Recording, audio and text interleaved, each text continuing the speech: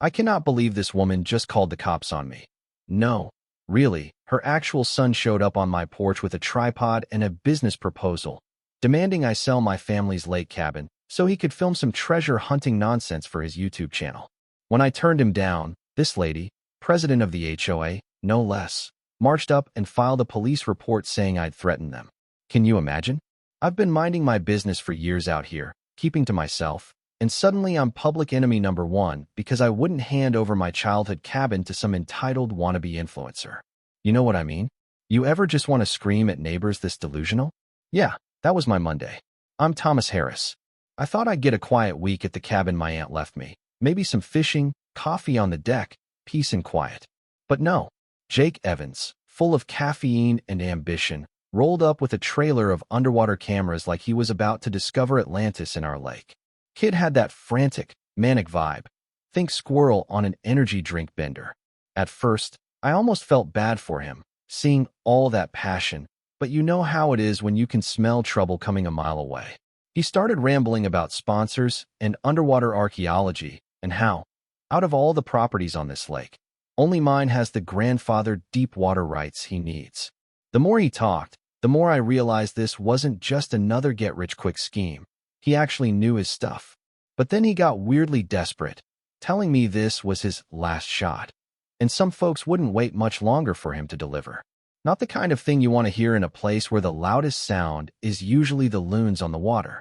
I tried to let him down gently, told him it wasn't about money. It was about family, history, memories.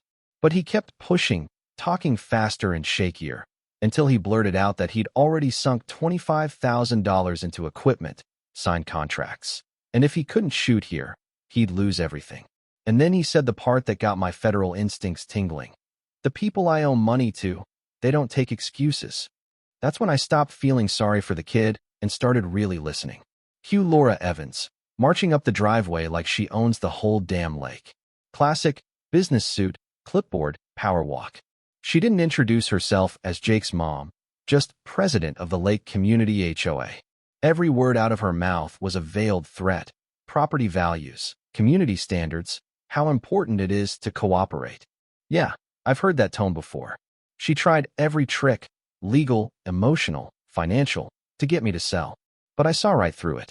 6 years federal experience gives you a pretty good read on desperation. Jake's mania was genuine, and Laura was in full lawyer mom damage control. But here's the kicker. The names Jake dropped as his creditors? Recognized M from an ongoing federal investigation. These weren't payday loan goons. These were real deal, organized crime money men. The kind you don't want anywhere near a sleepy little lake. So when Laura's threats started veering into, we can make life hard for you territory, I stayed polite but firm, and they left, whispering to each other, plotting. But I knew, this was just round one. The next morning, I find Laura parked across the street, buried in tax records, business licenses, digging for dirt. Jake switched to night ops, crawling around with a camera, trying to catch me at something. His spy skills.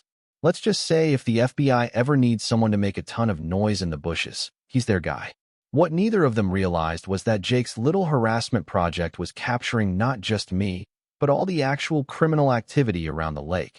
Boat drop-offs, weird rental traffic, the whole 9 yards. Twist time, my nosy neighbor Frank. Turns out he's got Coast Guard written all over him. The way he starts asking about water security and federal protocols. The guy's knowledge is way too detailed for a retired mechanic. And the surveillance footage Jake's collecting? It's gold. Every boat, every meeting, even federal license plates.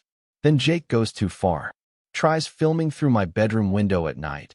Triggers my motion sensors. Freaks. Drops his phone. I pick it up, full of texts from the same crime network I'm investigating, surveillance of half the lake, all cross-referenced with my case files. Now, I'm not just dealing with a couple of entitled neighbors. I've got a national security problem on my hands. Laura storms back, demands the phone, threatens lawsuits, theft charges, everything. Her mask drops for a second, and I see pure panic. She's terrified, not just angry. Her legal maneuvering? She's not just protecting her son. She's buying time from some very dangerous people. But I stand my ground. Her son trespassed. I've got the evidence, and now I know way more about their situation than they want me to. Days later, Sheriff Mike Stone arrives. Good guy. stuck in the middle. Laura's filed a theft report, painting Jake as a harmless hobbyist photographer, me as some unhinged tech hermit. Mike has to go through the motions. The moment Jake starts talking, though, the story unravels. He mentions owing money to serious business people running vacation rental management, the exact network I've been surveilling for 6 months. Mike Sharp starts connecting dots. Laura tries to steer the conversation back to the theft, but Jake's panic gives everything away. Now Mike's got an eye on them, and I've got a sinking feeling that we're way past HOA squabbles. Now, you'd think after cops get involved, they'd lay low. But Laura doubles down, filing county safety complaints, bringing out inspectors, the whole legal arsenal. Meanwhile, Jake goes on a sabotage spree, damaging boat motors, dock hardware, trying to blame my signal jamming equipment for all of it. Frank catches him in the act, lectures him like only a real lawman can, and documents every move with federal-level precision. Twist number 2. Every property Jake sabotaged, all under investigation as part of the money laundering network. His random acts of vandalism accidentally ID'd the exact fronts we've been tracking for months. Frank, the retired mechanic, reveals he's been undercover Coast Guard investigative service the whole time. Yeah, even I didn't see that coming. But things go nuclear when Marone's men, the real muscle, show up, threatening Laura and Jake in broad daylight at the grocery store. They don't care who sees. Jennifer, Bob, David, half the community witnesses these guys lay down the law. Pay up, or else. Suddenly, Laura realizes the enemy isn't the quiet guy with cameras. It's the people she's in debt to. And still, somehow, she blames me for her family's crisis. 2 days later, she sends a county inspector after my dock. All above board, of course. But while the inspector's busy, Jake vanishes. Turns out he's sabotaging more properties, escalating the risk, making it easier for us to prove federal crimes, but endangering the whole community.